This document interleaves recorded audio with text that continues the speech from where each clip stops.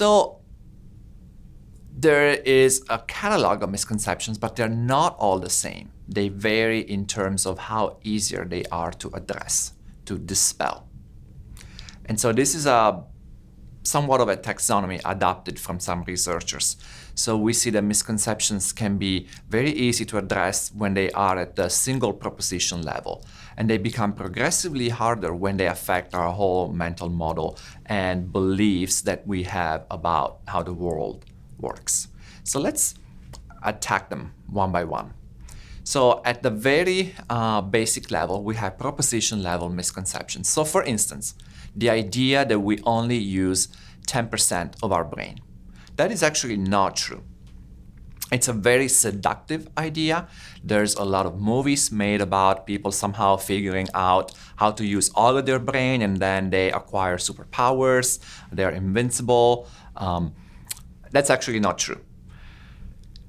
This is a very easy misconception to address because it's not tied to other things. It's something that people have heard, but when you explain where that number comes from, that it's actually 10% is the gray matter in the brain and 90% is the white matter, but it's not like we don't use the white matter or that it's just unhelpful, then that makes sense to people, and they can readily replace this new explanation with the old one. Things get a little more complicated when we go to other levels. So, for instance, when we're asking students to replace a mental model that they have, which is flawed, with a better one, a more useful one. So let's think about a model for blood circulation. Some students have a misconception that there is a single loop where all the blood travels from the heart to the rest of the body and then it comes back to the heart. This model is predicated on the belief that the heart oxygenates the body. Now we know that that is not true. We know that there is a double loop. The heart pumps the blood into the body, comes back to the heart, and it gets sent to the lungs where it reoxygenates and comes back to the heart to start the cycle again.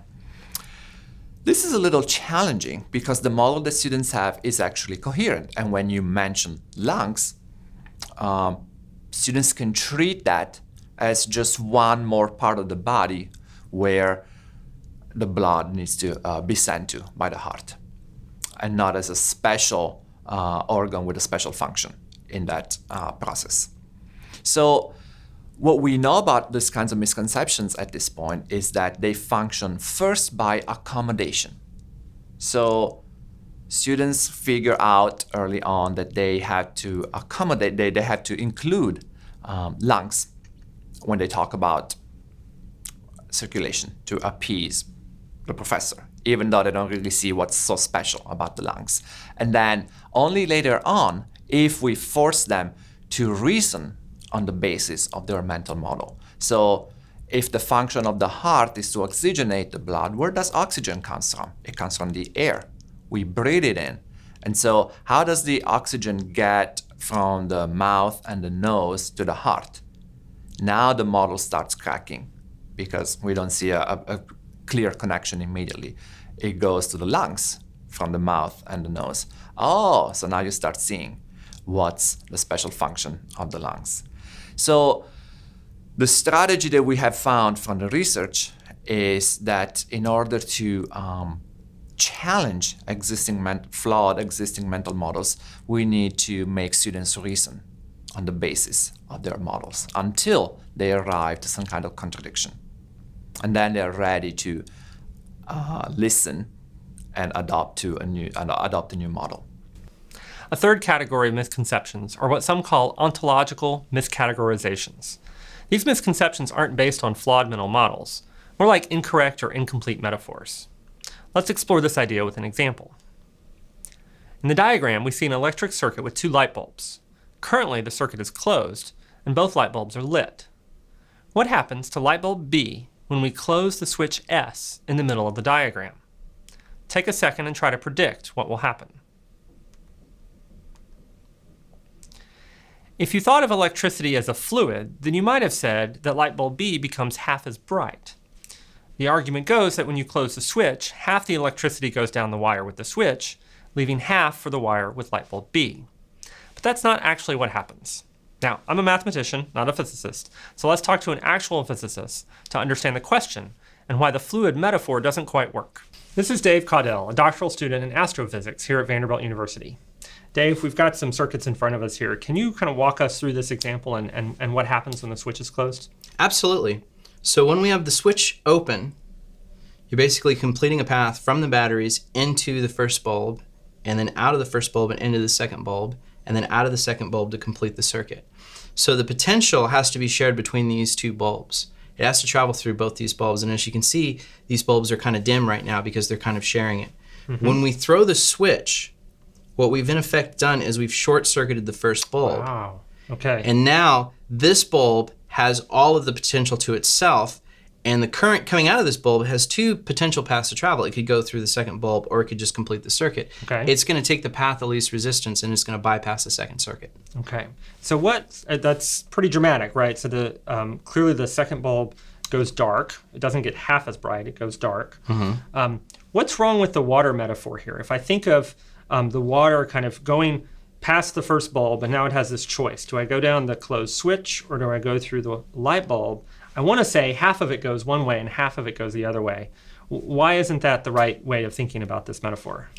So the bulbs themselves, if you want to use your fluid metaphor, you can think of them as sort of like a clog of a big thick filter in the pipe. Yeah. Where the water can go through the pipe, but it has to be forced through those filters. So when it comes... And that's because of the resistance provided by the light bulb itself. Absolutely, absolutely. Okay. Because the resistance from the light bulb itself, or any component in a circuit that has a resistance, the electrons are going to have to be forced through. And so there has to be some amount of work that's done on them. Now when we close the switch, the electrons that's come out of this first clog, if you will, this first filter, has two paths to travel. It could either try to force its way through a second, or it could flow freely. So in your analogy, if you did have a split in the pipe and you had two pipes and one of them had a big thick filter and the other one the water was free to travel, all of the water would take the free path. Right. Because there Not wouldn't half be... of it, but all of it. Yeah, there wouldn't be enough pressure left. There wouldn't be enough force left to try and force any of the water through the second pipe. So in this case, the metaphor of electricity and fluid isn't necessarily a bad metaphor, but it only works if you account for resistance through this kind of filtering piece of the metaphor. So you have to kind of enhance the metaphor. Absolutely. When I was first coming to understand how these components work, that's how I often pictured it, is sort of like a liquid of electrons that was zipping through the wire and traveling from point A to point B. So I can't fault that.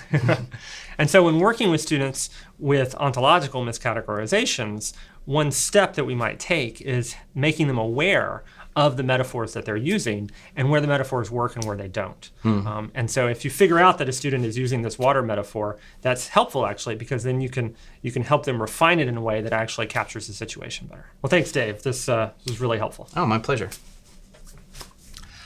And then we get to embedded beliefs, like the idea that we've seen that the Earth is 6,000 years old. Those are the hardest to eradicate, and in fact, we don't really have magic bullets for those. They're problematic because they're tied to other beliefs. If you start challenging that, what else do you have to challenge? So there's a mental domino effect that goes on, including the trust that you have in the people who told you that the Earth is 6,000 years old. And some students might not be ready to engage in that process at this point. So this would be the hardest of all the misconceptions.